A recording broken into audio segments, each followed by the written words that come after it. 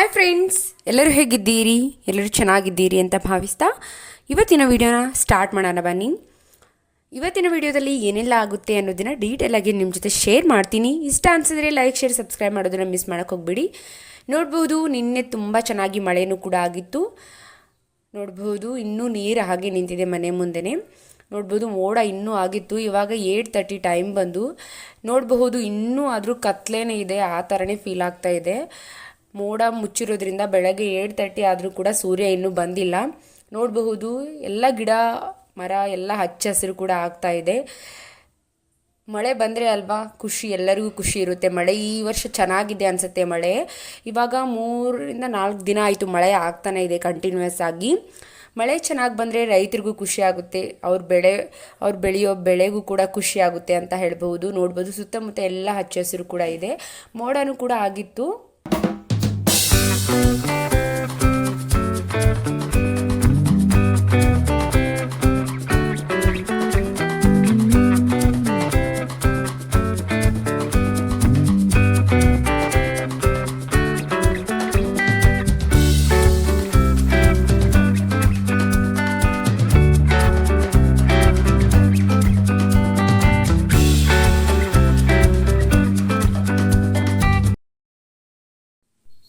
ನೋಡ್ತಿದ್ದೀರಲ್ವಾ, ಇದು ಏನಂದ್ರೆ ಇದರಲ್ಲಿ ಕಟ್ಟಿಗೆಯಿಂದ ಕಾಸಿದ್ರೆ ಬಿಸಿನೀರು ಬರುತ್ತೆ. ನೋಡ್ಬೋದು, ಎಷ್ಟು ಡಿಗ್ರಿವರೆಗೂ ಕಾಸಿದ್ರೆ ಬಿಸಿನೀರು ಬರುತ್ತೆ ಅಂತ ಅವರು ಡೀಟೇಲ್ ಆಗಿ ಕೊಟ್ಟಿದ್ದಾರೆ.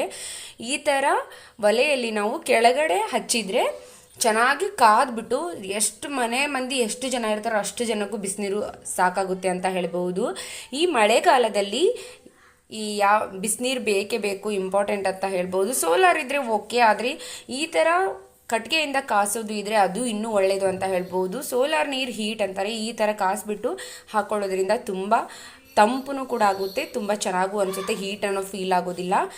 ಮನೆ ಹಿಂದೆ ತೆಂಗಿನ ಗಿಡನೂ ಕೂಡ ಹಾಕೊಂಡಿದ್ದಾರೆ ಅಮ್ಮ. ತೆಂಗಿನಕಾಯಿನೂ ಕೂಡ ಆಗ್ತಾ ಇದೆ ನೋಡಿ. ಮನೆಯಲ್ಲಿ ಇವಾಗ ಮದುವೆ ಪ್ರಿಪ್ರೇಷನ್ ತುಂಬ ಜೋರಿದೆ ಅಂತ ಹೇಳ್ಬೋದು. ಎಲ್ಲರೂ ಕೂಡ ಬ್ಯುಸಿ ಆಗಿರ್ತಾರೆ. ಆಲ್ಮೋಸ್ಟ್ ನನಗೂ ಕೂಡ ವಿಡಿಯೋನ ಮಾಡ್ಕೊಳಕ್ಕೆ ಆಗ್ತಾಯಿಲ್ಲ, ಮಾಡಿದರೂ ಕೂಡ ಎಡಿಟ್ ಮಾಡಿ ಅಪ್ಲೋಡ್ ಮಾಡೋಕ್ಕಾಗ್ತಾ ಇಲ್ಲ. ಸುತ್ತಮುತ್ತ ಎಲ್ಲ ನಮ್ಮೂರು ಹೆಂಗೆ ಅನ್ನಿಸ್ತು ಅನ್ನೋದನ್ನು ಕೂಡ ಕಮೆಂಟ್ ಸೆಕ್ಷನಲ್ಲಿ ಕಮೆಂಟ್ ಮಾಡಿ. ನಮ್ಮ ಹಳ್ಳಿ ಇಷ್ಟ ಆದರೆ ಒಂದು ಲೈಕ್ ಮಾಡೋದನ್ನು ಕೂಡ ಮಿಸ್ ಮಾಡೋಕ್ಕೆ ಹೋಗ್ಬಿಡಿ. ಮನೆ ಮುಂದೆನೂ ಕೂಡ ತೆಂಗಿನ ಗಿಡನ ಹಾಕೊಂಡಿದ್ದಾರೆ. ಇದು ನಮ್ಮ ಹಳೆ ಮನೆ ನೋಡಿ, ಅಂದರೆ ನಮ್ಮ ಅಜ್ಜಿ ತಾತ ಇದ್ರಲ್ವ ಅವಾಗಿನ ಮನೆ, ಅದೆಲ್ಲ ಬಿದ್ದೋಗಿದೆ, ಇವಾಗೇನು ಕಟ್ಟಿಲ್ಲ. ಅದನ್ನು ನೋಡಬಹುದು. ನನ್ನ ಮಕ್ಕಳು ಇನ್ನೂ ಮಲಗಿದ್ದು 8:30, 9:30, 10 o'clock ಆಗ್ತಾಯಿತ್ತು. ಅವಾಗ ಎದ್ರು ಅವರು. ಅವನ ಅಣ್ಣನ ಮಗನೂ ಕೂಡ ಅವಾಗೇ ಎದ್ದ.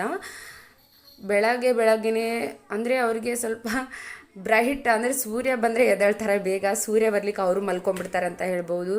ಬೆಳಗ್ಗೆನೇ ಈ ಥರ ಸೊಪ್ಪಿನ ಪಲ್ಯನ ಮಾಡ್ತಾಯಿದ್ರು. ಸೊಪ್ಪು ಅಂದರೆ ಇದರಲ್ಲಿ ಕಿರ್ಸಾಲಿ ಪಲ್ಯ, ರಾಜಗಿರಿ ಪಲ್ಯ, ಮೆಂತ್ಯ ಸೊಪ್ಪು ಮತ್ತು ದಂಟಿನ ಸೊಪ್ಪು, ಆ ಥರ ಎಲ್ಲ ಸೊಪ್ಪುಗಳನ್ನು ಸೇರಿಸಿ ಪಲ್ಯನ ಮಾಡ್ತಾಯಿದ್ರು. ಪಲ್ಯ ಏನಿಲ್ಲ, ಸಿಂಪಲ್ ಆಗಿ ಈರುಳ್ಳಿ ಮತ್ತು ಬೆಳ್ಳುಳ್ಳಿ ಹಾಕ್ಬಿಟ್ಟು ಮಾಡ್ತಾಯಿದ್ರು.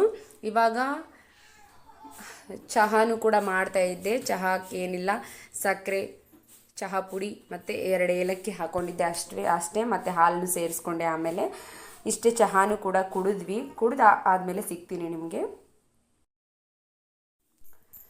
ಇವಾಗ ಪೂಜೆನೂ ಕೂಡ ಮಾಡಿದ್ದಾಯಿತು. ಮಾರ್ನಿಂಗ್ ಅಂದರೆ ಈ ಲಗ್ನ ಪತ್ರಗಳಿರ್ತಾವಲ್ವ, ಫಸ್ಟ್ನೇದೆಲ್ಲ ದೇವರಿಗೆ ಮೊದಲು ಪೂಜೆ ಮಾಡಿಬಿಟ್ಟು ಆಮೇಲೆ ಎಲ್ಲರಿಗೂ ಹಂಚೋದು. ಅದಕ್ಕೋಸ್ಕರನೇ ಮಾರ್ನಿಂಗ್ ಮಮ್ಮಿನೂ ಕೂಡ 2 ಲಗ್ನ ಪತ್ರ ಇಟ್ಬಿಟ್ಟು ಪೂಜೆನೂ ಕೂಡ ಮಾಡಿದ್ರು. ಲಗ್ನ ಮನೆ ಅಂದರೆ ನೀರು ಬೇಕೇ ಬೇಕಲ್ವಾ? ನೀರು ಇರ್ಲಿಕ್ಕಂದ್ರೆ ಎಷ್ಟೊಂದು ಪ್ರಾಬ್ಲಮ್ ಆಗುತ್ತೆ, ಅಂದರೆ ತುಂಬ ಪ್ರಾಬ್ಲಮ್ ಆಗಿಬಿಡುತ್ತೆ. ಅಮ್ಮನೂ ಕೂಡ ನೀರು ಹಚ್ಚಿದ್ರು, ನಳ ಬಿಟ್ಟಿದ್ದಿಲ್ಲ, ಅದಕ್ಕೋಸ್ಕರ ನೀರನ್ನು ಕೂಡ ಹಚ್ಚಿದ್ರು ಬೋರಿಂದ. ಇವಾಗ ನೋಡಿ, ಮದುವೆಗಂತ ಹಿಟ್ಟು ಹಾಕ್ಸ್ಬೇಕಂತ ಗೋಧಿನೂ ಕೂಡ ಹಸನ್ ಮಾಡ್ತಾಯಿದ್ವಿ. ಗೋಧಿ ಯಾವ ರೀತಿ ಇರ್ತವೆ ಅದನ್ನು ನೋಡದೇ ಇರೋರಿಗೆ ಗೋಧಿ ನೋಡಿ ಇದೇ ರೀತಿಯಾಗಿ ಇರುತ್ತೆ. ನಾವು ಇದೇ ರೀತಿಯಾಗಿ ಗೋಧಿನ ಗಿರಣಿಯಲ್ಲಿ ಹಾಕ್ಸ್ಕೊಂಬಿಟ್ಟು ಗೋಧಿ ಹಿಟ್ಟನ್ನ ಯೂಸ್ ಮಾಡೋದು. ಗೋಧಿ ನೋಡಿ ಈ ಥರ ಇರುತ್ತೆ. ಇದರಲ್ಲಿ ಹಳ್ಳು ಆ ಥರ ಸೇರಿಕೊಂಡಿರುತ್ತೆ. ಅದನ್ನು ತೆಗೆದುಬಿಟ್ಟು ಚೆನ್ನಾಗಿ ಹಸನ್ ಮಾಡಿಬಿಟ್ಟು ನಾವು ಗಿರಣಿಯಲ್ಲಿ ಬೇಯಿಸ್ಕೊಂಬರ್ತೀವಿ. ಬೇಯಿಸ್ಕೊಂಡು ಚೆನ್ನಾಗಿರುತ್ತೆ ಹಿಟ್ಟು. ನ್ಯಾಚುರಲ್ ಆಗಿ ಯಾವುದೇ ರೀತಿಯ ಕೆಮಿಕಲ್ ಇರೋದಿಲ್ಲ, ಯಾವುದೇ ರೀತಿಯಾಗಿ ಸೇರಿಸೋದಿಲ್ಲ. ನಾವು ನ್ಯಾಚುರಲ್ ಆಗಿ ಚೆನ್ನಾಗಿ ಹಿಟ್ಟು ತುಂಬ ಸಾಫ್ಟಾಗಿ ಚಪಾತಿನೂ ಕೂಡ ಬರುತ್ತೆ, ತುಂಬ ಚೆನ್ನಾಗಿ ಕೂಡ ಆಗುತ್ತೆ. ನಮ್ಮಮ್ಮ ನಾನು ಇಬ್ಬರು ಹಸನ್ ಮಾಡ್ತಾಯಿದ್ವಿ. ಮದುವೆಗೆ ಹಾಕಿಸ್ಬೇಕಲ್ವ. ನೋಡಿ, ನೀರು ಇವಾಗ ಸ್ವಲ್ಪ ಅರ್ಧ ಸಂಪು ತುಂಬಿತ್ತು, ಇನ್ನು ನೀರು ಬೇಕಲ್ವಾ. ಮದುವೆ ಮನೆಯಲ್ಲಿ ಎಷ್ಟೇ ನೀರಿದ್ರೂ ಸಾಕಾಗಲ್ಲ ಅಂತ ಹೇಳ್ಬೋದು. ನನ್ನ ಮಗಳು ಕೂಡ ತಿನ್ನೋದಕ್ಕೆ ಅದು ಬೇಕು ಇದು ಬೇಕು ಅಂತ ಇದ್ಲು. ಅವಳಿಗೆ ಕೂಡ ತಿನ್ನೋಕೆ ಕೊಡಬೇಕಂತ ಒಳಗಡೆ ಬಂದೆ. ಇವಾಗ ನೋಡಿ, ಶಾಪಿಂಗ್ ಅಂತ ಹೋಗ್ತಾ ಇದ್ವಿ, ಮತ್ತೆ ಶಾಪಿಂಗ್ ಹೋಗ್ತಾ ಇದ್ವಿ. ಅಂದರೆ ಮಕ್ಕಳಿಗೆ ಬಟ್ಟೆ ತೊಗೊಂಬಂದಿದ್ದಿಲ್ಲ, ಇನ್ನು ಮಕ್ಕಳಿಗೆ ಬಟ್ಟೆ ತರಬೇಕಂತ ಹೋಗ್ತಾ ಇದ್ವಿ. ಇವಾಗ ಆಕಳ ನಮಗೆ ಅಂಜ್ತೈತಿ, ನಾವು ಆಕಳಿಗೆ ಅಂಜ್ತೀವಿ. ಈ ನಾಯಿ ಮಾತ್ರ ಯಾವಾಗಲೂ ಬೊಗಳೋದು ಮಾತ್ರ ಬಿಡುದಿಲ್ಲ ನಾವು ಹೋಗೋದಾಗ. ನಡಿ ನಡಿ ಬಡ ಬಡ ನಡಿವಾ, ಕಡ್ದು ಬಿಡ್ತೈತಿ. ಮತ್ತು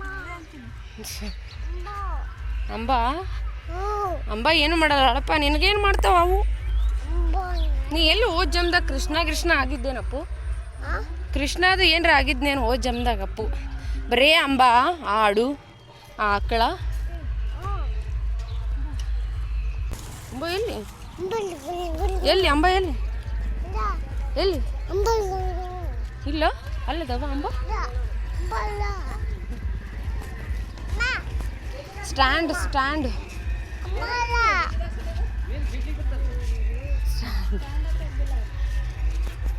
ಏನಿದು ಅವಾಜು? ಮದ್ವಿ ಬ್ಯಾಂಜ್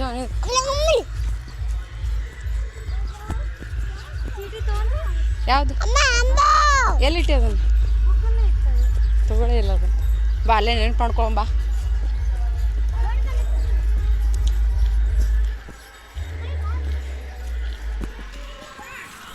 ಇವಾಗ ನೋಡಿ ಮುದ್ದೆ ಬೆಳಕು ಬಂದ್ವಿ, ಶಾಪಿಗೆ ಕೂಡ ಬಂದ್ವಿ. ಬಟ್ಟೆ ಅಂದರೆ ಶಾಪಿಂಗ್ ಮಾಲ್ಗೆ ಬಂದ್ವಿ. ಇವಾಗ ಮಾಲಲ್ಲಿ ಸ್ವಲ್ಪ ಅದು ಇದು ತೊಗೊಳ್ಬೇಕಿತ್ತು, ಅದಕ್ಕೋಸ್ಕರನೇ ಬಂದ್ವಿ. ಸ್ವಲ್ಪ ಶಾಪಿಂಗ್ನೂ ಕೂಡ ಮಾಡಿದ್ವಿ. ಪೇಂಟಿಂಗ್ ನೋಡ್ಬೋದು ಎಷ್ಟು ಚೆನ್ನಾಗಿದೆ ಅಂತ, ತುಂಬ ಚೆನ್ನಾಗಿತ್ತು ಪೇಂಟಿಂಗ್ ಕೂಡ. ತುಂಬ ಕಾಸ್ಟ್ಲಿನೂ ಕೂಡ ಹೇಳ್ತಾ ಇದ್ರು, ಅದಕ್ಕೋಸ್ಕರ ನಾವು ಯಾವುದೂ ತೊಗೊಳ್ಳಿಲ್ಲ. ಆದರೆ ಇದು ಮಾಲ್ ಅಂದರೆ ತುಂಬ ಚಿಕ್ಕದಿದೆ, ಆದರೆ ಕಂಪೇರ್ ಮಾಡಿದರೆ ನಾವೆಲ್ಲ ತುಮಕೂರಲ್ಲಿ ತೊಗೊಳೋದ್ರಿಂದ ಇಲ್ಲೆಲ್ಲ ಕಮ್ಮಿ ಐಟಮ್ಸ್ನೂ ಕೂಡ ಇದೆ. ಜಾಸ್ತಿಯಾಗಿ ಅಷ್ಟೊಂದು ಕಲೆಕ್ಷನ್ ಕೂಡ ಇಲ್ಲ, ಚಿಕ್ಕದು ಕೂಡ ಇದೆ. ಸ್ವಲ್ಪ ಬೇಕಾಗಿತ್ತು, ಅದಕ್ಕೋಸ್ಕರ ಅಷ್ಟೇ ಬಂದಿದ್ವಿ. ಕಡೆಯಾಗಿ ಸಿಕ್ತಿಲ್ಲಲ್ಲ, ಅದು ಕಡೆಯಾಗಿ ಸಿಕ್ಕರೆ ಅದನ್ನೇ ತೊಗೋತಿದ್ವಿ. ಇವಾಗ ಮಾಲಲ್ಲಿ ತೊಗೋತಾ ಇದ್ವಿ. ಮಕ್ಕಳೆಲ್ಲ ಓಡಾಡ್ತಾ ಇದ್ರು. ಇವ್ರನ್ನ ಹಿಡಿಯೋದೇ ಒಂದು ದೊಡ್ಡ ಟಾಸ್ಕ್ ಅಂತ ಹೇಳ್ಬೋದು ನಮಗೆ. ಆಲ್ಮೋಸ್ಟ್ ಆ ಕಡೆ ಹೋದರೆ ರಾಜುಗೌಡ ಆ ಕಡೆ ಹೋಗೋನು, ಅಪ್ಪು ಈ ಕಡೆ ಹೋಗೋನು, ಆ ಥರ ಇವ್ರನ್ನ ಹಿಡಿಯೋಕ್ಕೆ ಒಬ್ಬರು ಆಳಬೇಕಾಗಿತ್ತು.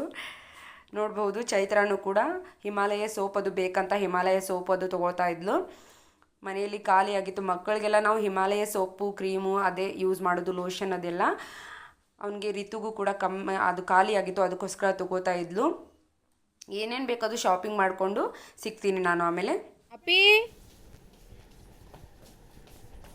ಈ ಕಡೆ ಇಲ್ಲ, ಆ ಕಡೆ ಹೋಗ್ಯಾನೆ ನೋಡು. ಬಾ ಆ ಕಡೆ ಹೋಗ್ಯಾನ, ಬಾ.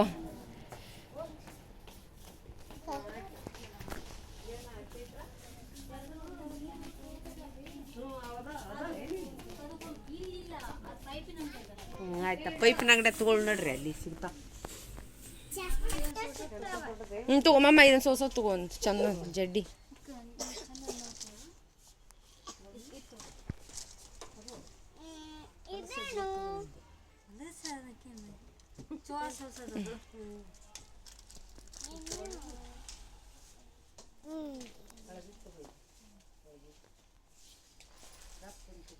ಇಲ್ಲಿ ಬಾಕ್ಸಸ್ ಅದ ನೋಡು, ಬಾಕ್ಸ್.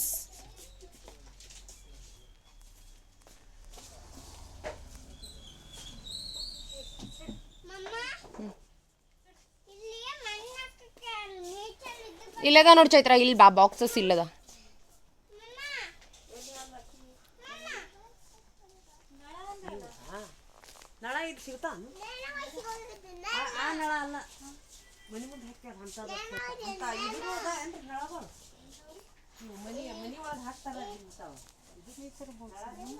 ಇಲ್ಲದ ನೋಡಿ ಮೇಲೆ. ಏನು ಮಾಡಬೇಕು? ಸೆಟ್ ಟೈಪ್ ಇಲ್ಲ, ಅದು ಬೇಕಾ? ಅದು ಆಮೇಲೆ ನೀನು ಸ್ಕೂಲ್ಗೆ ಹೋಗ್ತೀಯಲ್ಲ ಅವಾಗ ತೊಗೊಳ್ಳುವಂಥದ್ದು, ಈಗಲ್ಲ. ಅದು ಸ್ಕೂಲ್ಗೆ ಹೋಗಾಗ ಕೊಡಿಸ್ತದೆ, ಅದನ್ನು ಈಗ ಬೇಡ. ಮಾಲಲ್ಲಿ ಎಲ್ಲ ಶಾಪಿಂಗ್ ಮುಗಿಸ್ಕೊಂಡು ಇವಾಗ ಮಕ್ಕಳಿಗೆ ಬಟ್ಟೆ ತೊಗೊಂಡ್ರಾಯ್ತು ಅಂತ ಬಟ್ಟೆ ಶಾಪ್ಗೆ ಕೂಡ ಬಂದಿದ್ದೀವಿ. ಇಲ್ಲಿ ಕಲೆಕ್ಷನ್ನು ಅಷ್ಟೊಂದು ಇಲ್ಲ, ರೇಟು ಕೂಡ ತುಂಬ ಜಾಸ್ತಿ ಹೇಳ್ತಾ ಇದ್ರು. ಅಲ್ಲಿ ಕೂಂದ್ರೋಕೆ ಒಂದು ಚೇರ್ನು ಕೂಡ ಇಟ್ಟಿದ್ದಿಲ್ಲ ಅವರು, ಅದಕ್ಕೋಸ್ಕರ ಮಕ್ಕಳೆಲ್ಲ ಮೇಲೆ ಕೂತ್ಬಿಟ್ಟಿದ್ರು. ಬಟ್ಟೆ ಎಲ್ಲ ತೋರಿಸ್ತಿರ್ತಾರಲ್ವ, ಅದ್ರ ಮೇಲೆ ಕೂತ್ಬಿಟ್ಟಿದ್ರು. ಇವಾಗ ಸೆಕೆ ಬೇರೆ ಅಲ್ವಾ, ತುಂಬ ಸೆಕೆ ಇರೋದ್ರಿಂದ ಮಕ್ಕಳು ನಿಂದಿರ್ತಿದ್ದಿಲ್ಲ, ಕುಂದಿರ್ತಿದ್ದಿಲ್ಲ. ಅವ್ರನ್ನ ಹಿಡಿಯೋದೇ ಒಂದು ದೊಡ್ಡ ಟಾಸ್ಕ್ ಆಗಿಬಿಟ್ಟಿತ್ತು. ನೋಡಿ ಇವಾಗ ರಿತುನು ಕೂಡ ಕುಂದ್ರಿಸಿ ಬಂದ್ಲು ಅವಳು ಚೈತ್ರ. ಇವಾಗ ಅಲ್ಲಿ ಬಟ್ಟೆ ಸೆಟ್ ಆಗಲಿಲ್ಲ ನಮಗೆ, ಅದಕ್ಕೋಸ್ಕರ ಬೇರೆ ಕಡೆ ತೊಗೊಂಡ್ರಾಯ್ತು ಅಂತ ಇವಾಗ ಹೊರಗಡೆ ಬರ್ತಾ ಇದ್ದೀವಿ. ಮುದ್ದೆಬೇಳದಲ್ಲಿ ಆದಷ್ಟು ಮಕ್ಕಳಿಗೆ ಬೇಕಾಗಿರುವಂತಹ ಕಲೆಕ್ಷನ್ ತುಂಬ ಕಮ್ಮಿ ಅಂತ ಹೇಳ್ಬೋದು. ಮಕ್ಕಳಿಗೆ ವೆರೈಟಿ ಆಗಿರೋ ಬಟ್ಟೆನೇ ಸಿಗೋದಿಲ್ಲ, ಬೇರೆ ಕಡೆ ತೊಗೊಳ್ಳೋದು ಬೆಸ್ಟ್ ಅಂತ ಹೇಳ್ಬೋದು. ಆ ಮುದ್ದೆಬೇಳದಲ್ಲಿ ಕಲೆಕ್ಷನ್ ಅಷ್ಟೊಂದು ಜಾಸ್ತಿ ಇಲ್ಲ, ಇದ್ರೂ ಕೂಡ ತುಂಬ ರೇಟ್ ಹೇಳ್ಬಿಡ್ತಾರೆ. ಜಾಸ್ತಿಯಾಗಿ ರೇಟ್ ಹೇಳೋದ್ರಿಂದ ತೊಗೊಳೋಕ್ಕೂ ಕೂಡ ಮನಸ್ಸು ಬರಲ್ಲ. ಬಟ್ಟೆ ಅಷ್ಟು ರೇಟು ಕೂಡ ಇರೋದಿಲ್ಲ, ಅದಕ್ಕೆ ಅಷ್ಟು ರೇಟ್ ಹೇಳ್ಬಿಡ್ತಾರೆ. ಇವಾಗ ಮಕ್ಕಳಿಗೆಲ್ಲ ಬಟ್ಟೆನ ಹುಡ್ಕಾಡ್ಬಿಟ್ಟು ತೊಗೊಂಡ್ವಿ, ಹುಡ್ಕಾಡಿ ತೊಗೊಳ್ಳೋ ಅಷ್ಟಿಗೆ ಸುಸ್ತಾಗಿಬಿಟ್ಟಿತ್ತು. ಇವಾಗ ಬಟ್ಟೆ ಇಡೋದಕ್ಕೆ ಒಂದು ಸ್ಟ್ಯಾಂಡ್ ಕೂಡ ಬೇಕಾಗಿತ್ತು, ಅದನ್ನು ಕೂಡ ಹುಡುಕಾಡ್ತಾ ಇದ್ವಿ. ಬಟ್ಟೆ ಅಂದರೆ ಎಲ್ಲ ಕಡೆ ಹರಡ್ಬಿಟ್ಟಿರುತ್ತಲ್ವ, ಎಲ್ಲರದ್ದು ಸಪ್ರೇಟ್ ಇಡಬೇಕು ಅಂತ ಡೈಲಿ ವೇರ್ ಇಡಲಿಕ್ಕೆ ಒಂದು ಸ್ಟ್ಯಾಂಡ್ ಕೂಡ ಬೇಕಾಗಿತ್ತು, ಅದನ್ನು ಕೂಡ ಹುಡುಕಾಡ್ಬಿಟ್ಟು ತೊಗೊಂಡ್ವಿ. ನೋಡಿ ಇವಾಗ ಅದು ಕೆ ಜಿ ಲೆಕ್ಕದಲ್ಲಿ ತೊಗೊಂಡ್ವಿ. ಕೆ ಜಿ ಲೆಕ್ಕದಲ್ಲಿ ಅಂದರೆ 13 kg ಆಗಿತ್ತು, 2100 ಏನೋ ಬಿತ್ತು. ಅದನ್ನು ತೊಗೊಂಡು ಬಂದ್ವಿ. ದಪ್ಪನೂ ಕೂಡ ಇದೆ, ಚೆನ್ನಾಗಿತ್ತು ಅದು. ಇವಾಗ ನಮ್ಮ ಸಣ್ಣಣ್ಣನೂ ಕೂಡ ಜಸ್ಟ್ ಬಂದ. ಮದುವೆ ಇನ್ನೇನು ಒಂದು ವಾರ ಇರ್ಬೋದು ಅಷ್ಟೇ, ಅಣ್ಣನೂ ಕೂಡ ಬಂದ. ಒಂದು ವಾರ ಇರೋಷ್ಟರಲ್ಲಿ ನೋಡಬಹುದು ನಮ್ಮ ದೊಡ್ಡಣ್ಣನೂ ಕೂಡ ಇದನ್ನು ಬಟ್ಟೆ ಸ್ಟ್ಯಾಂಡ್ನ ಜೋಡಿಸ್ತಾ ಇದ್ದ. ಈ ಥರ ಎಲ್ಲ ಕೆಲಸಗಳನ್ನು ಆಲ್ಮೋಸ್ಟ್ ದೊಡ್ಡಣ್ಣನೇ ಮಾಡೋದು. ಚಿಕ್ಕಣ್ಣ ಈ ಥರ ಕೆಲಸ ಎಲ್ಲ ಮಾಡೋದಿಲ್ಲ, ಅವನಿಗೆ ಇಷ್ಟ ಆಗಲ್ಲ ಈ ಥರ ಕೆಲಸಗಳನ್ನೆಲ್ಲ ಮಾಡೋದಕ್ಕೆ. ಆಲ್ಮೋಸ್ಟ್ ಮನೆಯಲ್ಲಿ ಏನೇ ಸಾಮಾನು ಕಳೆದ್ರು ಹೋದ್ರು ಎಲ್ಲನೂ ದೊಡ್ಡಣ್ಣನೇ ತೊಗೊಂಬರೋದು. ದುಡ್ಡು ಹಾಕ್ತಾನೆ, ಆದರೆ ಈ ಥರ ತರೋದು ಮಾಡೋದು ಅವನಿಗೆ ಆಗೋದಿಲ್ಲ ಅಂತ ಹೇಳ್ಬೋದು. ನೋಡ್ಬೋದು ನನ್ನ ಮಕ್ಕಳೆಲ್ಲ ಕಿತಾಪತಿನೂ ಕೂಡ ಮಾಡ್ತಾಯಿದ್ರು, ಸೈಡಲ್ಲಿ ಕುತ್ಕೊಂಡ್ಬಿಟ್ಟು ಅದು ಕೊಡು ಇದು ಕೊಡು, ಅದು ಕಿತ್ತೋದು ಇದು ಕಿತ್ತೋದು ಎಲ್ಲ ಮಾಡ್ತಾಯಿದ್ರು. ಬಟ್ಟೆ ಸ್ಟ್ಯಾಂಡೆಲ್ಲ ಜೋಡಿಸ್ಬಿಟ್ಟು ಮಲಗೋ ಅಷ್ಟರಲ್ಲಿ ರಾತ್ರಿ 12 ಗಂಟೆ ಆಗಿತ್ತು. ಎಲ್ಲ ಜೋಡಿಸ್ಬಿಟ್ಟು ಎಲ್ಲ ರೆಡಿ ಮಾಡಿಬಿಟ್ಟು ಮಲಗಿದ್ವಿ.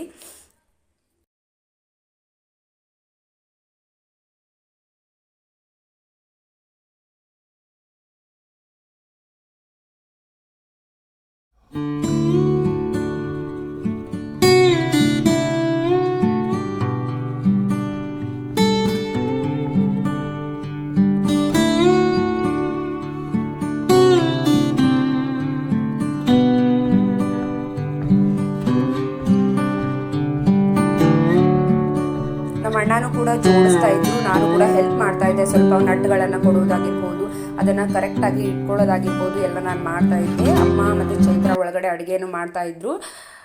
ಅವ್ರು ಅದು ಮಾಡ್ತಿದ್ರೆ ನಾನು ಇದು ಮಾಡಿಬಿಟ್ರೆ ಸರಿ ಹೋಗುತ್ತೆ ಅಂತ ಅಣ್ಣಗೆ ನಾನೇ ಹೆಲ್ಪ್ ಮಾಡ್ತಾ ಕೂತಿದ್ದೆ. ನೋಡ್ಬೋದು ಈ ಥರನಾಗಿ ಕೂತ್ಕೊಳ್ಳುತ್ತೆ ಇದು ಬಟ್ಟೆ ಇಡೋ ಸ್ಟ್ಯಾಂಡು. ತುಂಬ ಕಂಫರ್ಟೇಬಲ್ ಆಗಿ ಕೂತ್ಕೊಳ್ಳುತ್ತೆ ಅಂತ ಹೇಳ್ಬೋದು. ಏನು ಅಳಗಾಡೋದು ಆ ಥರ ಏನೂ ಆಗೋದಿಲ್ಲ. ಎಲ್ಲ ಬಟ್ಟೆಗಳು ಈಸಿಯಾಗಿ ಒಂದು ಕಡೆ ಇಟ್ಕೊಂಡ್ಬಿಡ್ಬಹುದು. ಯಾವುದೇ ರೀತಿಯಾಗಿ ಅವ್ರ ಬಟ್ಟೆ ನಾವು ತೊಗೊಳ್ಳೋದು, ನಮ್ಮ ಬಟ್ಟೆ ಅವ್ರು ತೊಗೊಳ್ಳೋದು ಆಗೋದಿಲ್ಲ. ಒಂದೊಂದು ಸೈಡ್ ಒಬ್ಬೊಬ್ಬರು ಬಟ್ಟೆ ಇಟ್ಬಿಟ್ರೆ ಈ ಥರ ಹತ್ತೆಗೆ ಕೂತ್ಕೊಂಡ್ಬಿಡುತ್ತೆ ಅಂತ ಹೇಳ್ಬೋದು. ಅದಕ್ಕೋಸ್ಕರನೇ ಈ ಬಟ್ಟೆ ಸ್ಟ್ಯಾಂಡು ಬಂದಿರೋದು. ಮೊದಲೆಲ್ಲ ಟೇಬಲ್ ಮೇಲೆ ಇಟ್ಬಿಡ್ತಿದ್ವಿ, ಅದೆಲ್ಲ ಬಟ್ಟೆಗಳು ಕಿತ್ತಾಕೋದು ಅದೆಲ್ಲ ಆಗ್ತಿತ್ತು. ನೋಡ್ಬೋದು ದಪ್ಪನೂ ಕೂಡ ಇದೆ, ಏನು ಅಳಗಾಡೋದಿಲ್ಲ ಏನಿಲ್ಲ. ತೆಳಗಿರೋದ್ರು ತೋರಿಸಿದ್ರು ಅವರು, ಚೆನ್ನಾಗಿ ಅನಿಸ್ಲಿಲ್ಲ ನಮಗೂ. ಅದಕ್ಕೋಸ್ಕರ 1500 ಹೇಳಿದ್ರು. ಅದಕ್ಕೂ ಕೂಡ ಇನ್ನೊಂದು 400-500 ಶಾಣೆತನ ಮಾಡೋದು ಏನಂತ ನಾವು ಚೆನ್ನಾಗಿರೋದೇ ತೊಗೊಂಬಂದ್ವಿ, ಭಾಳ ದಿನ ಬಾಳಿಕೆನೂ ಬರುತ್ತಂತ. ನೋಡ್ಬೋದು ನೈಟ್ ಊಟನೂ ಕೂಡ ರೊಟ್ಟಿ ಮಾಡಿದ್ರು ಅಮ್ಮ. ರೊಟ್ಟಿ ಮತ್ತು ಸಾಂಬಾರು ಮೊಸರು ಈ ಥರ ಹಾಕೊಂಡು ಊಟ ಮಾಡಿ ಮಲ್ಕೊಂಡ್ವಿ. ಮಲ್ಗೋ ಅಷ್ಟರಲ್ಲಿ 12 ಗಂಟೆನೂ ಆಗಿ ಹೋಗಿತ್ತು. ಇವತ್ತಿನ ವಿಡಿಯೋ ಇಷ್ಟ ಆದರೆ ಲೈಕ್, ಶೇರ್, ಸಬ್ಸ್ಕ್ರೈಬ್ ಮಾಡೋದನ್ನ ಮಿಸ್ ಮಾಡೋಕ್ಕೆ ಹೋಗಬೇಡಿ. ಥ್ಯಾಂಕ್ ಯು, ಧನ್ಯವಾದಗಳು.